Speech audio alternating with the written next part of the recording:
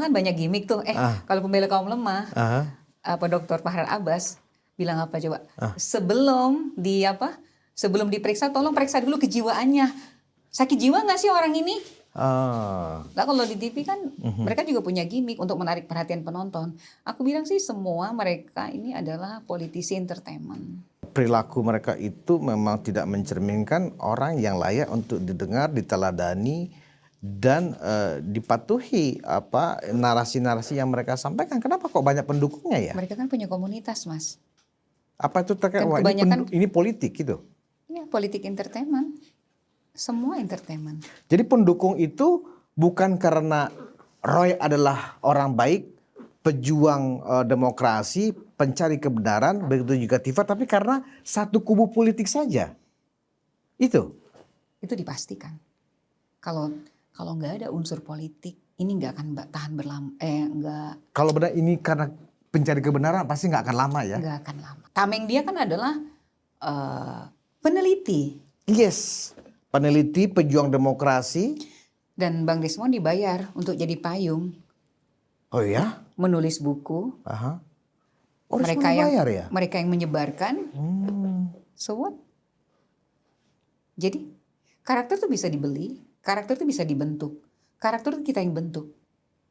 Apalagi dengan uang, lebih pasti dan nyaman. Karakter mid class itu bertemu dengan satu energi. Tapi ada beberapa orang juga secara spiritual memang muncul dari hati nurani. Dia nggak bisa terima ketika satu cerita, satu momen, satu peristiwa itu direkayasa, Mas. Ada 1-2 orang yang akan pergi menjauh. Dan itu karena hati nurani. Nah itu kan karakter asli dari dalam tubuh, dari dalam diri dikasih oleh Tuhan kepada kita semua.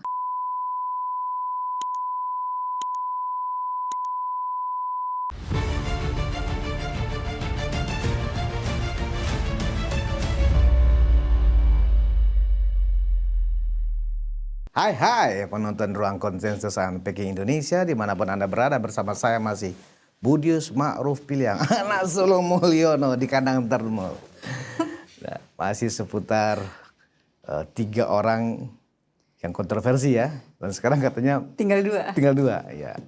Nah ini menarik untuk saya bahas dalam pendekatan membaca karakter. Ya kan? Bagaimana karakter seorang Roy yang sangat menyebalkan gitu. Belum lagi juga Dr. Tifa. Dan juga Termul baru. Kawan saya. Sekarang saya mengatakan itu kawan saya. Rismond Sianipar. Nah kita akan coba ulas karakter orang ini sebenarnya ada nggak sih unsur orang baiknya gitu loh. Nah saya sudah mendatangkan narasumber saya, seorang karakter building trainer ya kan. Yang sudah punya jam terbang lumayan tinggi ya kan, dengan kliennya yang orang-orang top juga, bersama Mbak Gusti Ayu. Selamat datang Mbak Gusti Ayu. Sampangnya Mbak Ayu aja ya? Mbak Ayu boleh. Oke. Ya, emang Ayu ya? Kenapa sih ketawa? Iya karena kan ini seru nih ya, orang-orang ini kan tetap masih menjadi bahan yang sangat seksi oleh para content creator, khususnya YouTuber, khususnya ketika salah seorang dari mereka yang bahkan kalau bahasanya sahabat saya Dr. Fahran Abbas, Rismond ini adalah payung bagi mereka bertiga. Dan matahari itu sekarang payung itu udah pergi. Jadi yang melindungi mereka dari panasnya matahari dan hujan ya Rismond sebagai payung sudah nggak bersama mereka. Jadi mereka sekarang kepanasan kalau panas, dan mereka kebasahan kalau hujan, kan gitu. Kalau hujan cekin aja. Waduh ngeri ini. Lu kan bisa cekin dong kalau kehujanan. Iya, aduh ngeri sekali ini. Ngeri ya. Awal-awal sudah mencekin-cekin aja.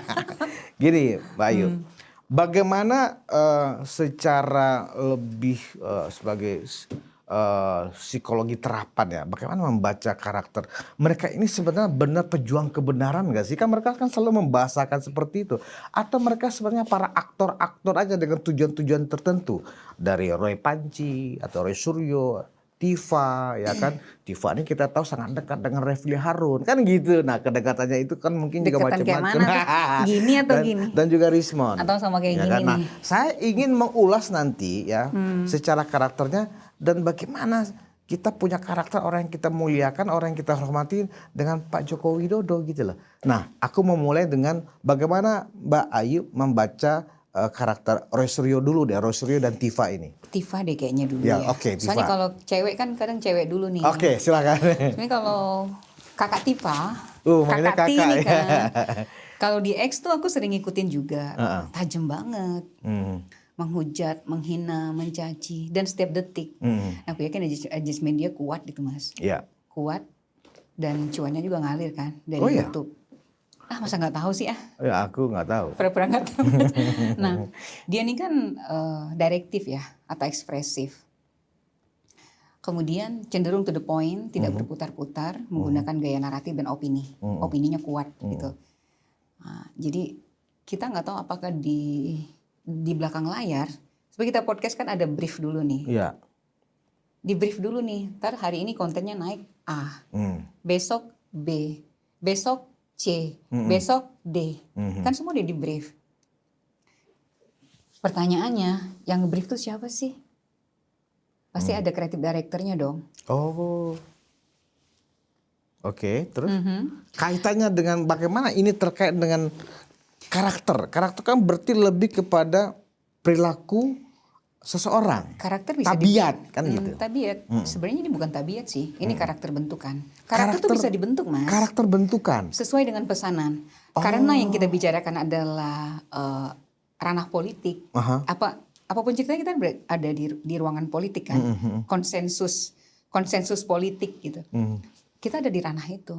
Dan di balik layar kreatif direkturnya yang mengolah isu ini pasti ada tujuannya. Dan yang dibangun dari udah 3 tahun atau 4 tahun ya? Lebih kurang 2 tahun lah maksimal ya. Yakin? Ya. Bukan hampir 3 tahun. Dari tahun yang intensnya itu kan pasca Pilpres.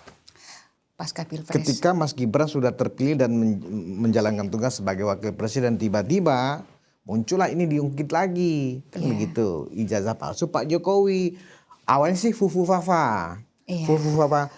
Nggak mempan, muncul lagi kasus ijazah palsu, dinaikin lagi. Dan satu lagi kan, media yang merawat itu juga perlu diperhatikan. Masa lepas luput dari perhatian? Media yang merawat isu ini juga kan, kalaupun ada support, misalnya nih diduga atau tidak terduga lah intinya, kalau ada support dana, media yang mengangkat isu ini terus kan perlu juga Berarti tentang Tifa ini Mbak Yu ingin mengatakan bahwa karakter yang dimiliki oleh seorang dokter Tifa ini, atau kakak Tifa ya. Kakak Tifa. Kakak itu lebih karakter yang sifatnya karakter kayak yang sifatnya by design, bukan karakter himself atau herself. Beda. Oh, oke. Mungkin kalau yang berarti dia palsu dong, fake karakter dong namanya. Ya dia harus lebih tegas, lugas. Tameng dia kan adalah peneliti. Yes, peneliti, pejuang demokrasi. Dan Bang Desmond dibayar untuk jadi payung. Oh ya? Menulis buku. Oh, mereka yang menyebarkan. So what? Jadi karakter tuh bisa dibeli, karakter tuh bisa dibentuk. Karakter tuh kita yang bentuk. Apalagi dengan uang, lebih pasti dan nyaman. Berarti yang dimunculkan oleh Tifa selama ini ketika dia melihatkan sebuah aroma kebencian yang sangat tinggi kepada Pak Jokowi dan keluarga itu bukan dalam kapasitas kepribadian dia yang memang sebagai seorang pejuang demokrasi, pencari kebenaran, bukan itu ya sebenarnya. Itu by design karakter yang muncul itu. By design, dan kalau dibilang, oh kita menjaga etika loh. Kalau misalnya Pak Jokowi berbohong dengan ijazah palsunya, artinya dalam 10 tahun seluruh warga negara Indonesia ini memang dibohongi. Ya kan? Itu kan bentukan opininya kan? Terus dia harus berani mengangkat isu, kemudian dia nggak takut masuk ke topik sensitif. Misalnya? Topik sensitif itu apa? Mas kan termul, anak sulung termul. Apa aja sih topik sensitif yang pernah dia angkat? Satu, ibunya kan mereka ke makam. Ke makamnya Bu Jokowi. Ke makam Ibu Jokowi. Terus keluar dari waktu silaturahmi dengan Pak Jokowi, begitu keluar rumah mereka bikin konten.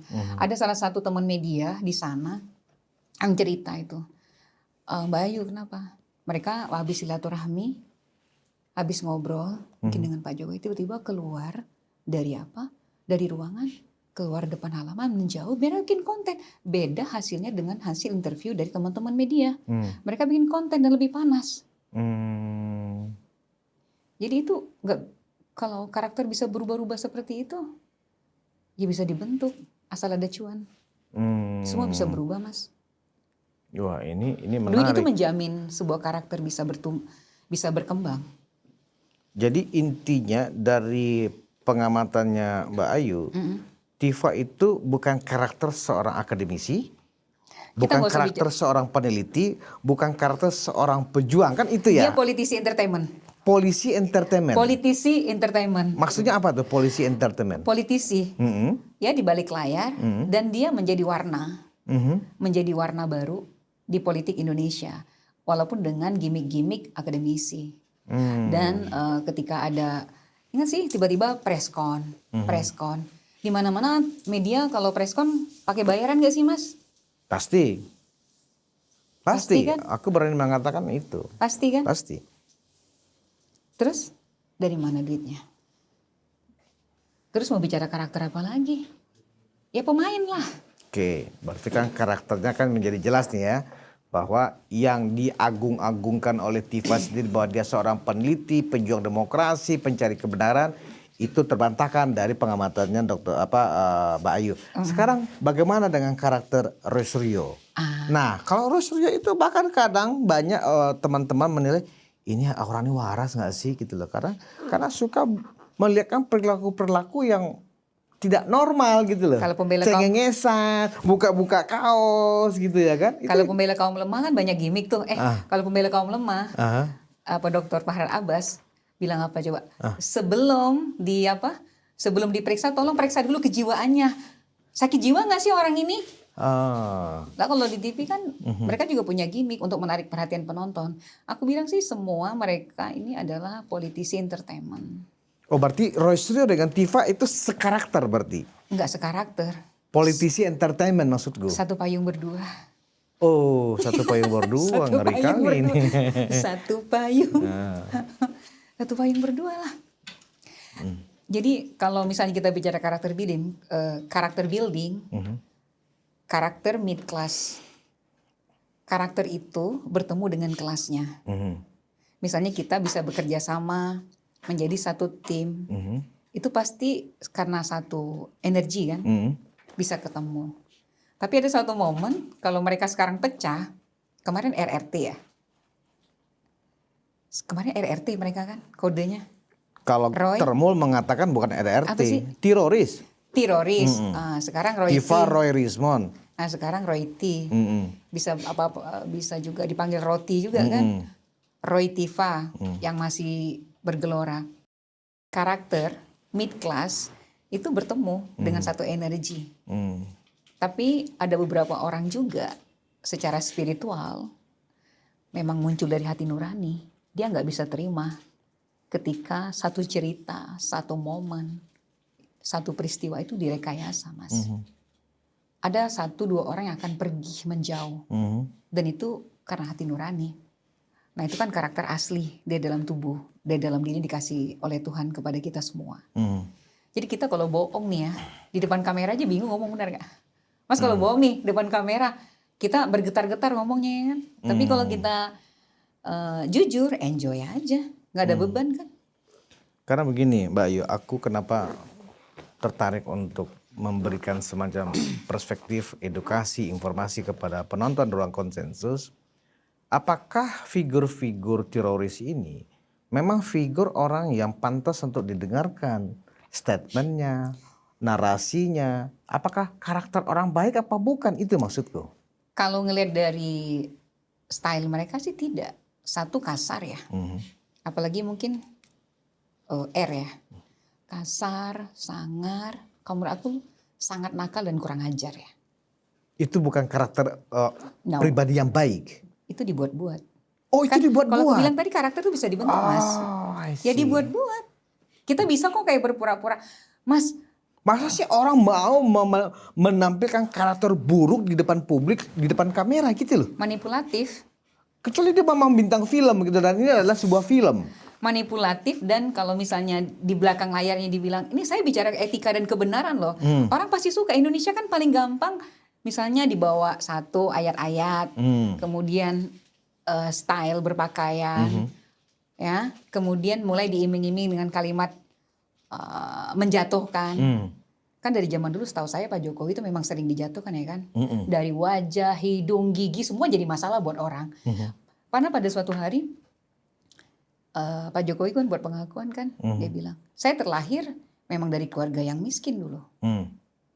Saya nggak bisa pesan kepada Tuhan, kepada orang tua, saya harus berwajah ganteng, tampan, gigi saya bagus, saya nggak kurus. Apa kita bisa pesan sih? Nggak bisa kan? Nggak bisa. Dan itu kan dijadikan olok-olokan, terutama kaum perempuan di Indonesia. Dan itu, aku bilang ya, orang-orang yang backgroundnya ada orang-orang alim dengan pakaian yang sangat lembut, cantik, gemulai, indah, tertutup. Tapi itu kan, coba siapa? Tapi kenapa mereka banyak pendukungnya? Kalau memang dianggap secara psikologi, perilaku mereka itu memang tidak mencerminkan orang yang layak untuk didengar, diteladani, dan dipatuhi narasi-narasi yang mereka sampaikan. Kenapa kok banyak pendukungnya ya? Mereka kan punya komunitas, Mas. Apa itu terkait Kan ini politik gitu? Iya, politik entertainment. Semua entertainment. Jadi pendukung itu bukan karena Roy adalah orang baik, pejuang demokrasi, pencari kebenaran, begitu juga Tifa, tapi karena satu kubu politik saja. Itu dipastikan. Kalau nggak ada unsur politik, ini nggak akan tahan berlama. Nggak. Kalau benar ini karena pencari kebenaran, pasti nggak akan lama ya? Nggak akan lama. Oh. Media sosial juga menjadi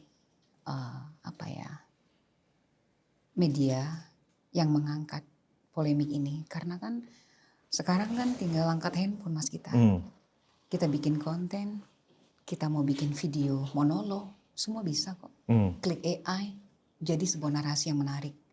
Kita klik aja, mau yang dramatis, mau yang alim kalimatnya ya kan, semua bisa kok.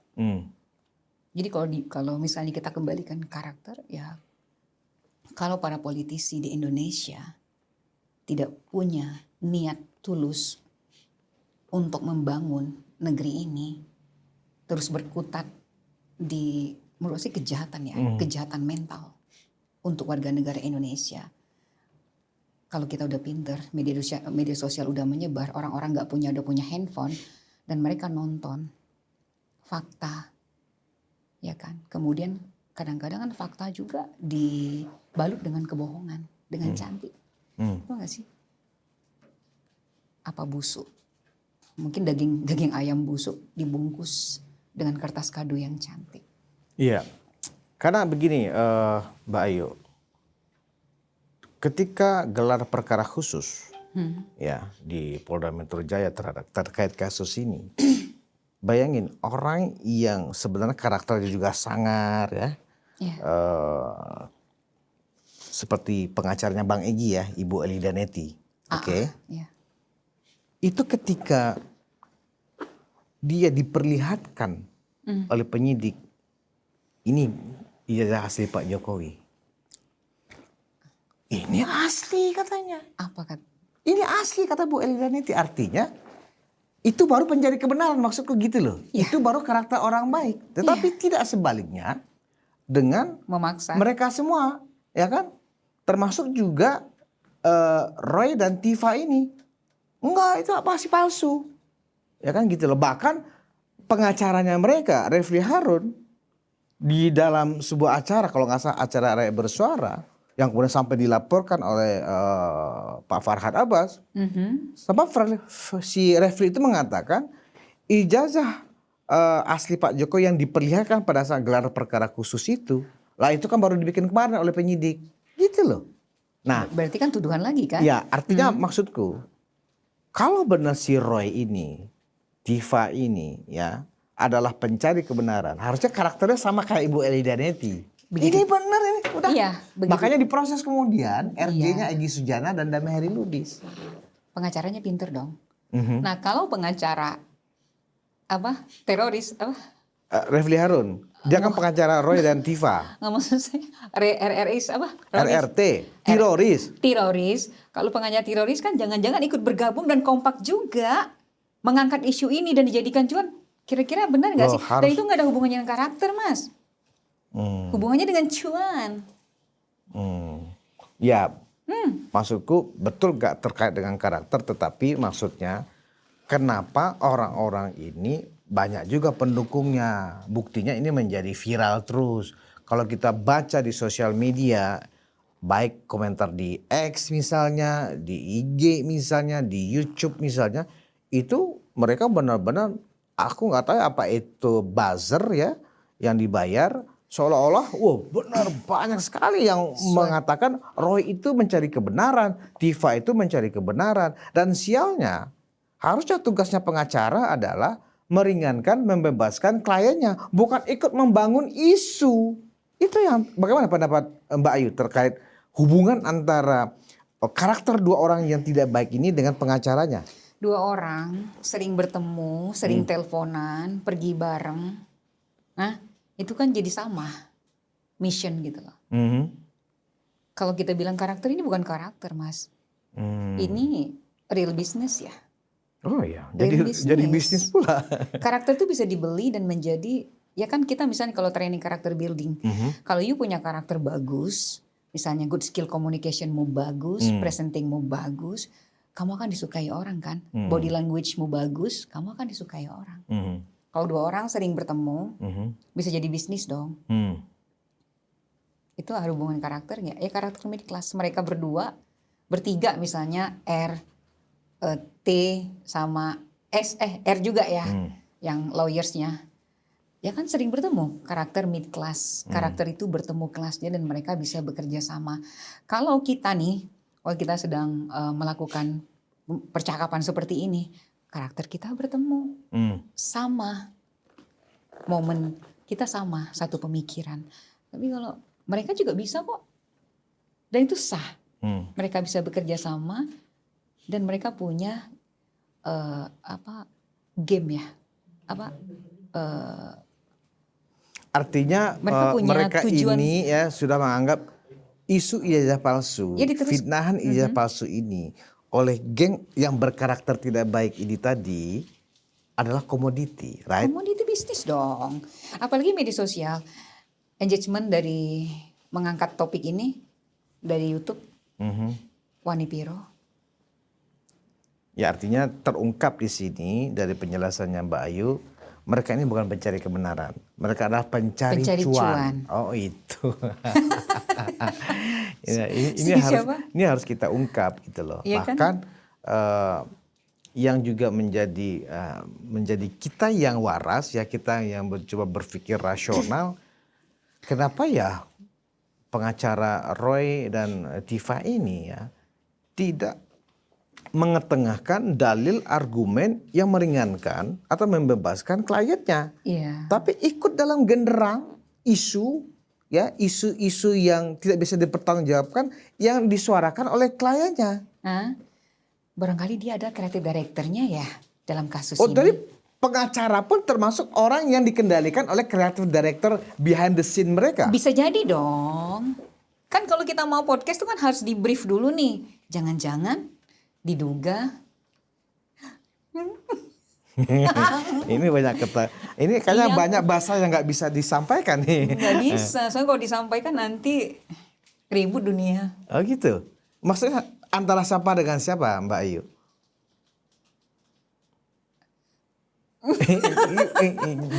jangan bikin gelisah penonton kita.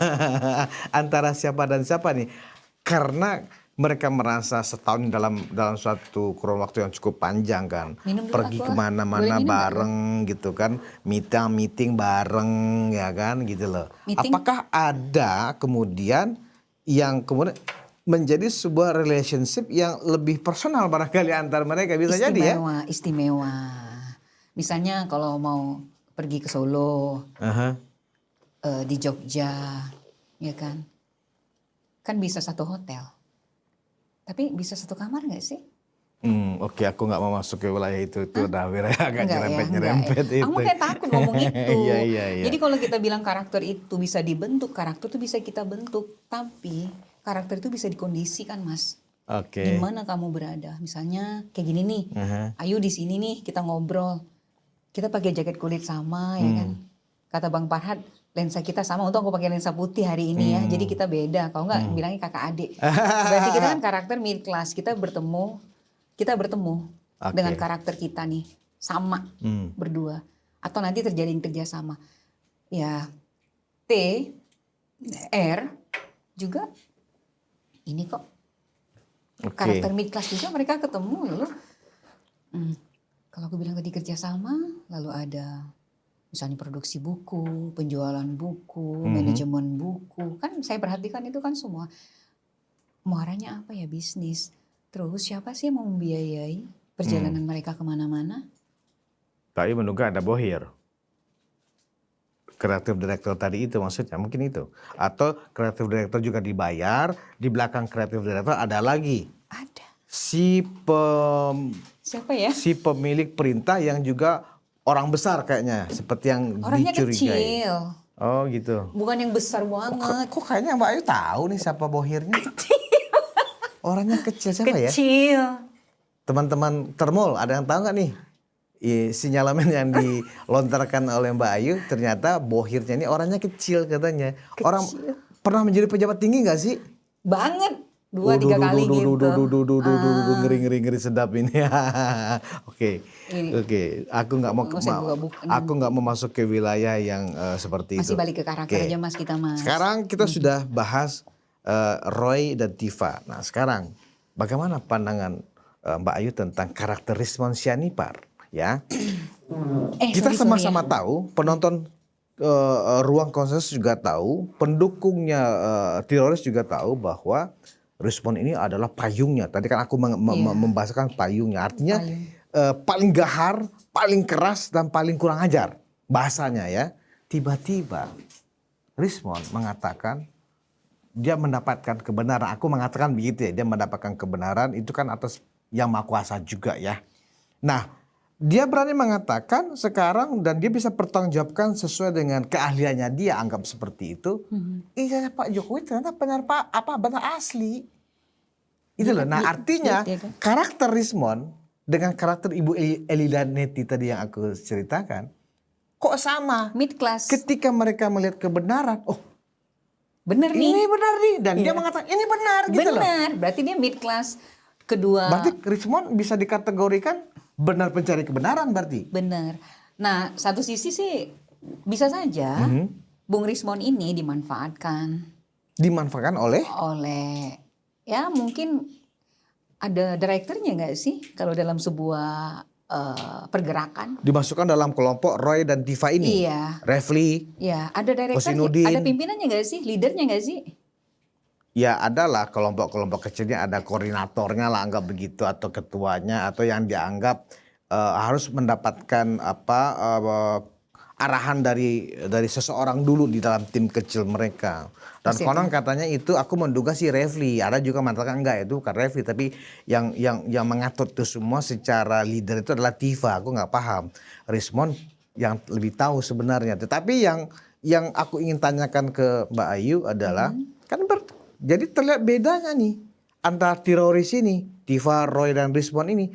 Rizwan memang pencari kebenaran kalau begitu. Artinya kan kalau melihat sesuatu benar nih, ijazahnya diliatin, oke. Nah, Dilala yang paling membuat T dan R ini terluka, kan dia belum pernah diliatin itu ijazah yang Pak Jokowi yang asli. Akhirnya dia galau. Ya kalau Bang Rizwan kan sudah melihat. Udah dilihat ya udah, jadi dia oke, saya salah. Dan itu gentle. Keren. Secara karakter itu bisa diberikan semacam validasi apa tuh? Good Keren. luck. Dia Good berarti luck. memang pencari kebenaran. Good luck buat Bung Rismon. Walaupun dia tahu dia akan dibully, dibantai habis. Itu resiko dong. Itu resiko ya. Resiko dong. Masa apa yang kita buat sekarang harus ada resikonya. Tapi Rismon gentle loh. Dia salah, dia akan dihujat oleh temannya sendiri, Roy dan kawan-kawan. Dan dia pasti juga nggak mudah untuk diterima oleh pendukungnya Pak Jokowi, kan begitu? Pasti. Oh. Kan, tapi dia berani minta maaf langsung ke Pak Jokowi dalam proses restoratif justice itu. Tapi ke teman-teman. Dan itu bagus. Kalau itu nggak usah kita bicara karena kan sudah ada di media di mana-mana nih gitu. Nah sekarang kalau misalnya kita ini lagi teman-teman nih pendukung Pak Jokowi gitu ya kan. Mau nggak sih maafin Bung Rismon? Segampang itu kah? Ya sejauh ini berproses menurutku. Berproses. Kayak aku ya, semua orang tahu Budi Ismail bilang adalah anak Solo Mulyono, kandangnya termul di sini, ya kan, diehardnya Pak Jokowi. Tapi ketika aku melihat langkah-langkah yang diambil Rismon dan aku berpedoman kepada sami'na wa ata'na, ya, ketika pemimpin sudah memutuskan A, ya kan? Walaupun kita nggak setuju, kita bisa berpendapat dengan pimpinan kita. Tapi nggak, pilih A, Budius. Aku akan manut pada pimpinanku. Nah, dalam hal ini Pak Jokowi. Itu normally karakter. Ya. Jadi kan bisa dibentuk kan? Karakter itu bisa dibentuk. Dan Mas sudah bisa mengklasifikasikan bahwa oh ya situasi kan Pak Jokowi memaafkan sebagai manusia biasa. Dan kemarin kan bulan suci Ramadan. Saat yang paling indah, waktu yang paling mulia, ya kan, untuk saling bermaaf-maafan. Dan momennya bagus sekali. Sampai kan kalau saya salut juga ya lihat Bung Rismon, saya salah metodologi ini. Tapi kalau si R dan T ini mau nggak sih memberi kesempatan Bung Rismon untuk mempresentasikan apa kesalahan kecil yang dia lakukan sebagai seorang penulis buku atau mereka sebagai peneliti, ya kan? Sebenarnya kalau mereka bertiga ini saling mendengarkan dan mau membuka hati, itu bisa. Bahkan mungkin kasus ini clear ya. Kalau Bung Farhad bilang hukum yang paling tertinggi itu adalah memaafkan. Memaafkan. Benar kan? Hukum itu tidak ada. Hukum itu, keadilan itu bukan di tangan hakim, Bang. Bukan di tangan polisi. Tapi kedua belah pihak mau bertemu. Dan kalau kita bilang karakter mid class, itulah mereka bertemu demi hati nurani, demi kedamaian bersama, dan saling menghargai sebagai umat manusia. Ya kan? Relationship mereka berjalan baik lagi. Dan politik kan belum mulai lagi. 2026 baru. Tapi pemain-pemain kan sudah meradang.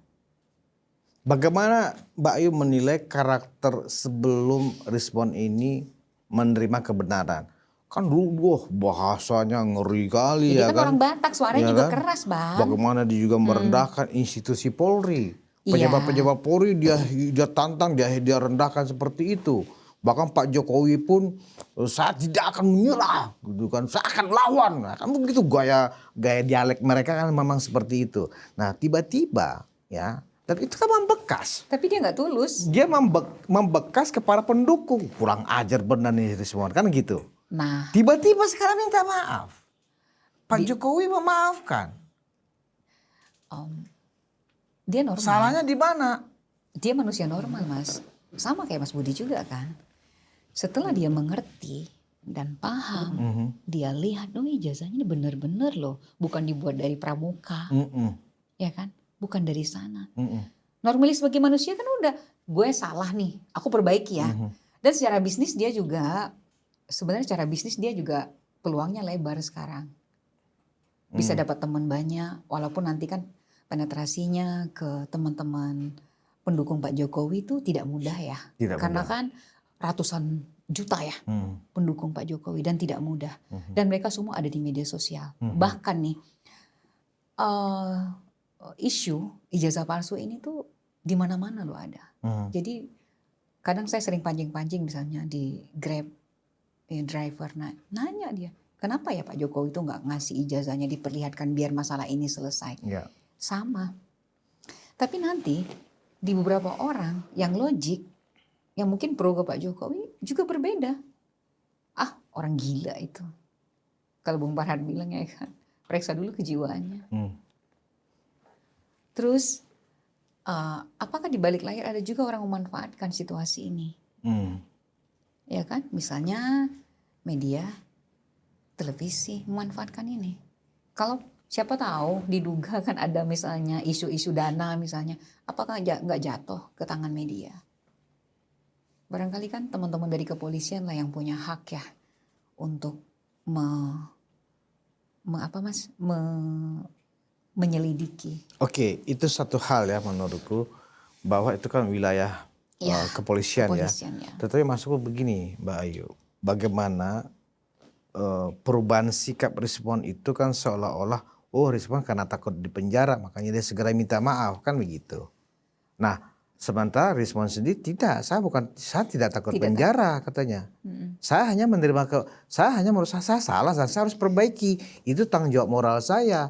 Bahwa saya dituduh di bawah tekanan lah, karena saya nggak dapat bagian lah, karena saya takut masuk penjara. Enggak, kalau itu karena kesalahan saya akan pikul, kan begitu. Itu resiko. Ya kan. Nah, termasuk juga ya kan terpecahnya pendapat ya antara pendukung Pak Jokowi itu terhadap proses restoratif Rismon ini. Dimaafkan nggak apa-apa, itu hak Pak Jokowi, memang Pak Jokowi orang baik, tetapi kan proses hukum harus jalan. Nah, padahal pernyataan Pak Jokowi itu sudah sama seperti yang diinginkan pendukung. Saya memaafkan, tapi mengenai restoratif justice itu kan biar nanti kuasa hukum saya dan Polda Metro Jaya yang memutuskan, itu bukan wilayah saya. Selagi itu kemudian dilalui prosedurnya dan kemudian dikaji secara fakta-fakta hukumnya, kalau memang bisa SP3, SP3, kalau enggak kan enggak ada masalah. Artinya itu udah bukan domainnya Pak Jokowi. Apapun keputusannya dari pernyataan Pak Jokowi itu, SP3 yang bagus, diproses ke pengadilan juga enggak ada masalah, kan begitu. Tetapi kenapa pendukung tetap mengatakan bahwa Rismon itu ya setidaknya kita harus memberikan apresiasi kepada orang yang tobat gitu loh. Masa kita orang yang salah kita paksa bahwa lu tuh bajingan gitu loh. Kan nggak bagus juga seperti itu. Nggak segampang itu sih Mas. Nggak segampang itu. Dan pendukung Pak Jokowi juga berhak kok. Misalnya nih ada yang belum mau memaafkan atau yang tidak mau sama sekali. Tapi kan ya, itu memang hak masing-masing. Hak masing-masing. Dan ini kan mereka berkelompok. Berkelompok. Ya kan, sama dengan misalnya nih pendukung Roy T ini gitu ya kan. Mereka juga masih bergema kan. Nah, jangan-jangan pendukung Roy T ini juga nggak tahu apa yang terjadi. Dan mereka cuman berdasarkan kebenaran, ya kan, kebohongan. Nah, rata-rata kan juga dari sampah-sampah Pilpres kemarin kan masih ada juga. Tetap masih ada, dan ini tetap gimmick politik, dan media sosial itu harus punya mainan Mas. Room politik yang ada di media sosial, saya pemainnya di situ ya. Saya sering live di TikTok, bahas channel politik termasuk ijazah Pak Jokowi ini. Itu gila, begitu hanya buka nyebut nama Pak Jokowi itu yang datang bisa 2.000, 3.000 yang nonton. Kalau mau manfaatkan itu, akun kita cepat gede kok. Tapi kita yang orang media, berkecimpung di media sosial, ada tanggung jawab. Dan itu berhubungan dengan karakter juga. Masa kita membiarkan orang-orang Indonesia dibentur-benturkan, lelah gitu loh. Tapi ada juga ini menjadikan entertain, menjadikan tontonan. Jadi kadang-kadang saya pribadi kalau misalnya mereka lagi bertengkar, kadang saya buat juga nih dalam satu room ya kan. Mereka bertengkar, enak juga nonton, saya diam aja. Saya adu-adu juga. Ternyata lihat orang berantem juga asik. Dan media mainstream hari ini kan juga berasa aneh gitu loh. Seluruh yang viral di media sosial dijadikan komoditi mereka. Coba. Artinya kalau dia tidak mengangkat kasus Pak Jokowi ini, tuduhan ini, dia nggak dapat penonton. Oke. Gila nggak tuh? Kita tadi sudah mengulas 3 orang nih, Mbak Ayu. Ya. Kita mencoba mengulas dari Tifa, Roy, dan Rismon. Oke. Dari uraian ringkas ini, kesimpulannya apa? Apa yang sama di antara mereka? Apa yang berbeda secara karakter dengan mereka bertiga ini? Mereka ya sama, karakter mid class. Mereka bertemu, bernegosiasi, bekerja sama, dan membuat satu momen di Indonesia selama 2 sampai 3 tahun ini, ya kan?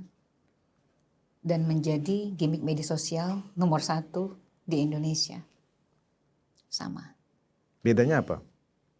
Maksudnya beda? Ya kan, tadi kan kita sudah melihat. Bedanya Apa menurut Mbak Ayu yang mengamati sebagai pengamat atau trainer karakter building? Bedanya YouTube mereka dapat uang berapa, engagement mereka sekarang menjadi publisher ya, orang yang dikenal, dan itu harusnya mereka manfaatkan secara bisnis. Itu menurut Mbak Ayu. Why not? Kalau aku punya kesimpulan yang berbeda dengan Mbak Ayu. Boleh. Kesimpulanku adalah awalnya Richmond adalah bagian dari theatrical, political entertainment tadi yang Mbak Ayu jelaskan. Roy, Tiffany sama dengan si Richmond. Ya. Tetapi apakah ketiga orang ini pencari kebenaran sejati? Di situ tetap titik bedanya. Aku mengkategorikan Richmond ini sama kayak Ibu Eli Daneti, kuasa hukumnya Bang Egy Sujana. Ya kan? Bahwa memang Richmond itu kritikal terhadap ijazah Pak Jokowi, dia ikut alur dan genderang yang dimainkan oleh Roy, Tifa, dan Refli dan kawan-kawan. Tetapi dalam hati Richmond, dia tetap punya nilai orang-orang baik. Ketika dia kaji lagi, dia lihat pada saat gelar perkara khusus, ijazah yang dilihatkan oleh penyidik, ada watermarknya, ada embossnya. Waduh, ini asli nih. Ada yang tersentuh di hatinya. Ya kan? Walaupun pada saat press conference setelah gelar perkara khusus itu, menurut pengakuan Richmond, dia dikondisikan terlebih dahulu harus mengatakan apa oleh Refli, oleh Tifa. Nah, sekarang kan sudah terlihat pembedanya. Pembedanya adalah Richmond tidak bisa melawan hati nuraninya. Dia tidak sejati sebagai pemain yang dikendalikan oleh kreatif director orang-orang yang dua. Itu kesimpulanku yang mungkin agak berbeda dengan Mbak Ayu. Boleh dong. Seharusnya host yang menyimpulkan itu. Iya. Dan itu, ini kan bisnis, Mas. Dan itulah yang terjadi di ruang publik, ya kan? Bagaimana mereka dengan literasi mereka, dengan perspektif mereka, dengan background mereka punya sudut pandang yang pasti tidak sama. Tetapi secara general, sebagai kesimpulan dari perbincangan saya dengan Mbak Gusti Ayu, saya berangkat dan tidak mau pusing-pusing, ya. Saya membela Pak Jokowi karena beliau adalah orang yang tulus membangun republik ini. Ya, dia bahkan mewakafkan anaknya juga menghabiskan hari-harinya, kehidupannya untuk masuk ke dunia politik, ya kan? Dan itu yang tidak dimiliki oleh saya dan banyak orang-orang yang lain. Nah, karena itu apapun yang diputuskan oleh Pak Jokowi terhadap dinamika politik yang ada, persoalan setuju atau tidak setuju saya kesampingkan. Ketika orang yang saya ikutin ini berkata A, merah, padahal menurut saya bukan merah itu Pak Jokowi, itu biru. Enggak, ini merah. Saya harus ikut. Nah, kalau kita sebagai aktivis, kita bisa berdebat dengan Pak Jokowi. Bahkan kita bisa berbeda pendapat untuk seterusnya. Kan gitu loh. Saya bukan aktivis ketika saya mendukung Pak Jokowi. Saya adalah seorang pendukung, saya loyalis, saya simpatisan. Walaupun saya bisa dikategorikan relawan yang sifatnya pribadi aja. Saya tidak ada organisasi. Saya adalah anak Solo Mulyono. Nah, inilah yang bagian dari tugas saya untuk mengedukasi seluruh termul-termul yang ada di Indonesia. Gitu loh. Aku sambung boleh gak sih dikit? Boleh dong. Apa yang menjadi penyebab kalau diduga orang-orang banyak gak suka dengan Pak Jokowi? Konten, cuan. Oke. Pasti ada sebabnya, Mas. Kalau orang-orang yang punya corong, ya punya mic, punya kanal, bagi saya ketika mereka harus mendukung Pak Jokowi, untuk menerima RJ ini, menerima SP3 orang-orang yang dianggap jahat ini, mereka kehilangan konten yang seksi, yang banyak penontonnya. Artinya mereka kehilangan cuan. Kalau saya nggak peduli dengan cuan, ya, bawa resikonya misalnya ruang konsensus. Saya sekarang berkiblat apa yang diputuskan Pak Jokowi saya ikut. Bahwa kemudian kanal saya, program saya nggak ditonton ketika saya menyuarakan kebenaran mendukung Pak Jokowi, itu saya pikir pilihan yang demokratis saja. Disyukur ya alhamdulillah, nggak disyukur ya saya merenung. Ya inilah risiko yang harus saya ambil, begitu Mbak Ayu. Ya, siap dengan resiko. Dan ada satu sisi lagi sih ya. Artinya ketika sesuatu terjadi, pasti kan ada latar belakangnya. Kemungkinan besar juga dari pihak Pak Jokowi juga harus dibenahi juga. Mungkin ada yang kurang, ya kan? Ya toh? Jadi kedua belah pihak ini untuk menghasilkan sebuah kolaborasi, menghasilkan balance, ya kan? Karakter tuh nggak bisa sama, Mas. Tapi kalau kedua belah pihak mau berbicara dan melepaskan rasa ego, jangan-jangan ini menjadi produk yang bagus di masa depan Indonesia. Media sosial itu mampu membentuk pola ya. Media sosial Indonesia mampu membentuk pola loh. Artinya pejabat-pejabat Indonesia, mantan-mantan pejabat sekaligus mantan presiden juga harus mulai berbenah diri. Harus mulai down to earth juga seperti Pak Jokowi ya kan. Turun rumahnya dibuka supaya setidaknya kan kalau seorang Prabowo Subianto kan tidak, Indonesia ini kan sangat luas kan Mas. Tidak akan sanggup gitu loh memikul bebanin. Tapi kalau seluruh mantan presiden, mantan wapres. Kok ada penekanan mantan wapres sih? Mantan presiden, mantan wapres juga harus berkolaborasi. Hentikan dulu egois gitu loh. Perebutan kekuasaan itu hentikan dulu. Kalau tidak Indonesia begini-begini aja Mas. Nggak akan ada kemajuan karena otak warga negara Indonesia. Apalagi nih, aku bilang bukan yang tidak berpendidikan ya, saudara-saudara kita mungkin yang belum punya media sosial, gampang didoktrin Mas. Kalau yang punya media sosial, yang punya handphone dia bisa scrolling, oh berita yang benar ini. Dia kan cek and recheck, kan banyak. Kita pinter kok. Tapi kalau mereka yang nggak punya, dimanfaatkan nanti secara politik, digimik-gimiki, dihadis-hadiskan, jadi semua komoditi politik. Dan itu dipegang oleh orang-orang yang punya duit. Closing statement Mbak Ayu. Dalam konteks membaca karakter tadi. Semakin besar pengaruh seseorang tuh, semakin besar tanggung jawab dan dampak emosional dari komunikasinya. Jadi kita jangan sekedar ngomong, tapi tetap ada tanggung jawab moral, tanggung jawab sosial, terutama teman-teman yang berada di media sosial. Gaya komunikasi bisa membangun kepercayaan atau membelah publik. Terima kasih Mbak Gusti Ayu. Saya tidak ingin menyimpulkan ya bagaimana cara kita menafsirkan, menyimpulkan ya kan. Silakan Anda tulis di kolom komentar.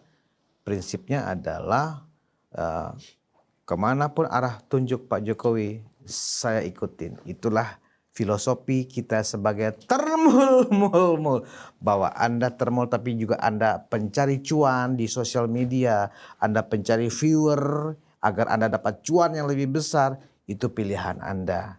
Kami tidak memaksa, apalagi siapa saya, Budi Smaruf pilihan anak Solo Mulyono. Orangnya gini-gini aja.